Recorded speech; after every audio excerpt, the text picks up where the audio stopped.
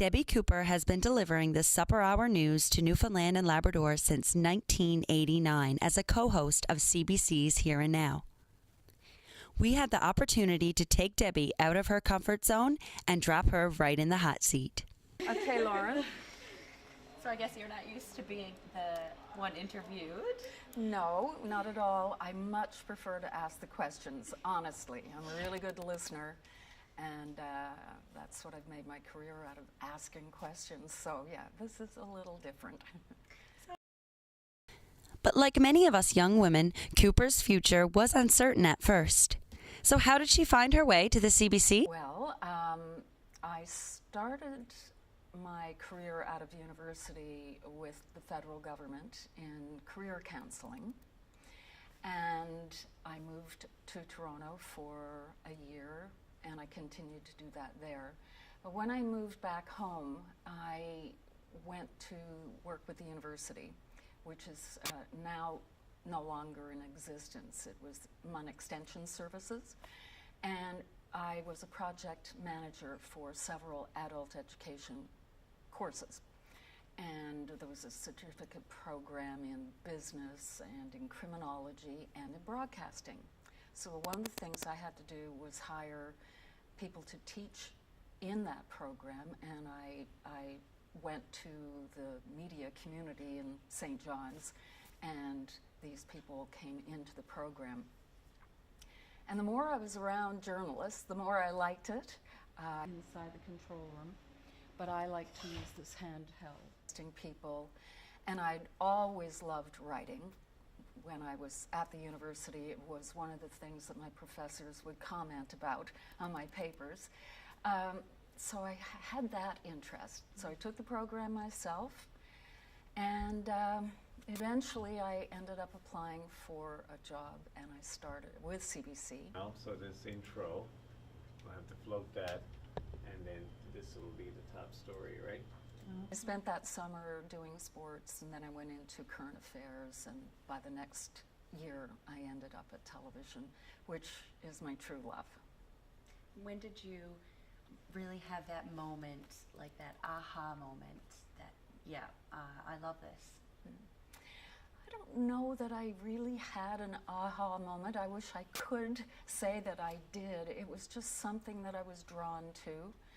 And when, I suppose the closest I could say to an aha moment was when I first went on television and did my first reporting. Mm-hmm. It was very scary, but it was exhilarating. Mm-hmm. So that's as close as I could come to an aha moment, but I knew right away that television, I felt comfortable when I looked into the camera. I felt like I was really talking to people who are really radio reporters and hosts. They love the intimacy with the microphone. Mm-hmm. But for me, I liked the camera because I felt more connected to people. Okay. In March of this year, Cooper was honored a Lifetime Achievement Award. During our chat with her, she reflected on some of her toughest and most memorable stories. When I was told I was going to get this award, well, I was really surprised and honored, but it was like retrospective, lifetime achievement. I haven't been around that long. And then I started thinking, and I went in the library, and there's like 3,800 things that are registered in the library that I've been reporting on, interviewing, that kind of thing. So it really made me look back. And I can honestly say there have been things that stood out with some political interviews. One of the premiers who lasted only 42 days. I had him in the studio, and he was crushed. And I'll never forget that interview.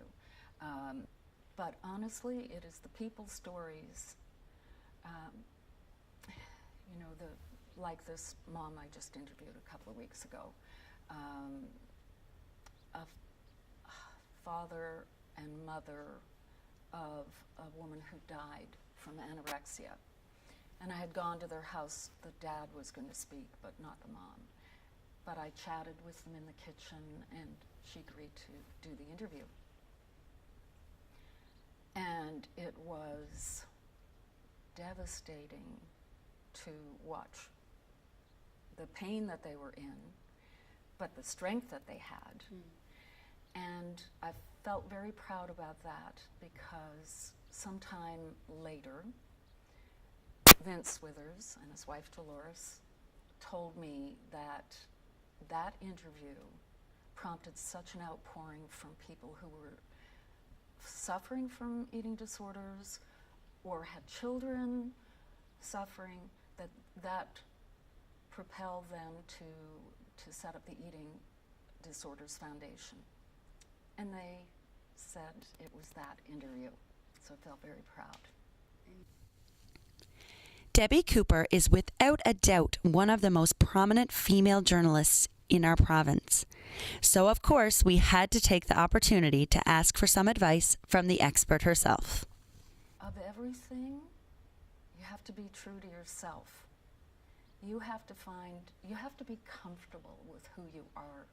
And I've learned by sometimes being hard on myself, oh, I didn't do it as well as so-and-so would have done it, and I didn't do this or I didn't do that. I guess we do hold ourselves to high standards. But when you can figure out who you are and be comfortable with who you are, that is the best thing, because people will understand that it's not fake news.